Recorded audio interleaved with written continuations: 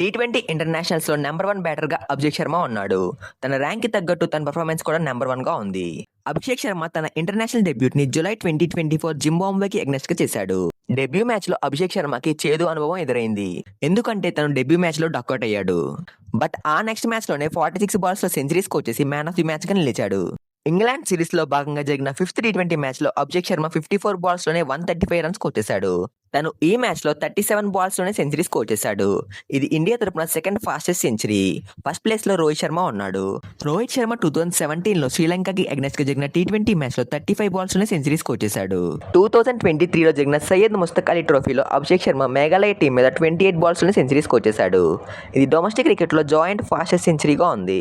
CSK player అయిన ఉర్విల్ పటేల్ కూడా త్రిపురకి అగ్నెస్ట్గా 28 బాల్స్లోనే century score చేశాడు.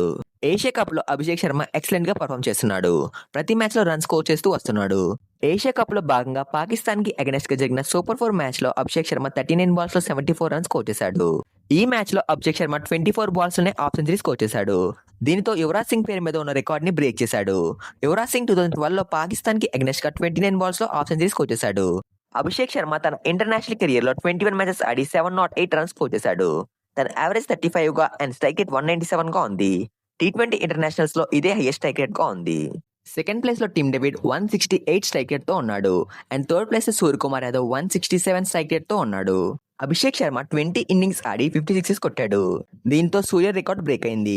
సూర్యకుమార్ యాదవ్ 29 ఇన్నింగ్స్ ఆడి 56 కొట్టాడు.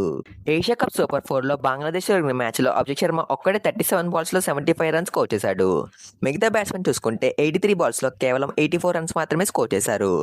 ఈ ఇన్నింగ్స్ బట్టే అర్థమవుతుంది తన ఎంత డిస్ట్రక్టివ్గా బ్యాటింగ్ చేస్తున్నాడు అనేది.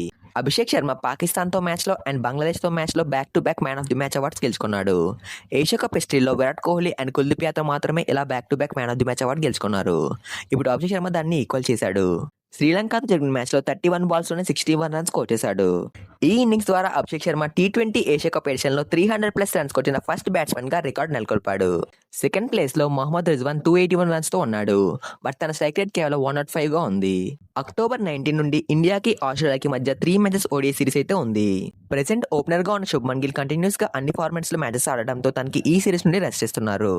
తన ప్లేస్లో ఓపెనర్గా అభిషేక్ శర్మని సెలెక్ట్ చేస్తారని రిపోర్ట్స్ వస్తున్నాయి. ఆ రిపోర్ట్స్ కనుక నిజమైతే ఇండియా టాప్ ఆర్డర్లో రోహిత్ శర్మ, అభిషేక్ శర్మ అండ్ విరాట్ కోహ్లీ ఉంటారు. ఇంతకుముందు సూర్యకుమార్ యాదవ్ కూడా టీ20స్లో బాగా పర్ఫామ్ చేస్తున్నాడని ఓడిఐస్లో సెలెక్ట్ చేశారు. బట్ తను ఓడిఐస్లో ఫెయిల్ అయ్యాడు.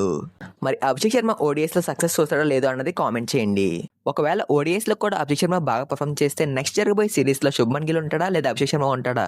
శుభ్మన్ గిల్ ఓడిఐస్లో నెంబర్ 1 బ్యాట్స్మెన్గా ఉన్నాడు. తన టీంలోంచి తీయడం కూడా కష్టమే. సో దీనిపై మీ ఒపీనియన్ ఏంటో కామెంట్స్లో చెప్పండి. మీ ఛానల్లో వీడియోస్ చాలా బాగున్నాయండి, సబ్స్క్రైబ్ చెయ్యండి. ఏం మాట్లాడుతున్నారు మీరు? వీడియోస్ బాగుంటే ఎవరైనా చూస్తారు కానీ సబ్స్క్రైబ్ చేస్తారా? గంట కొట్టండో. మీరు నన్ను మరీ ఇబ్బంది పెట్టేస్తున్నారు. సరే సబ్స్క్రైబ్ చేస్తా.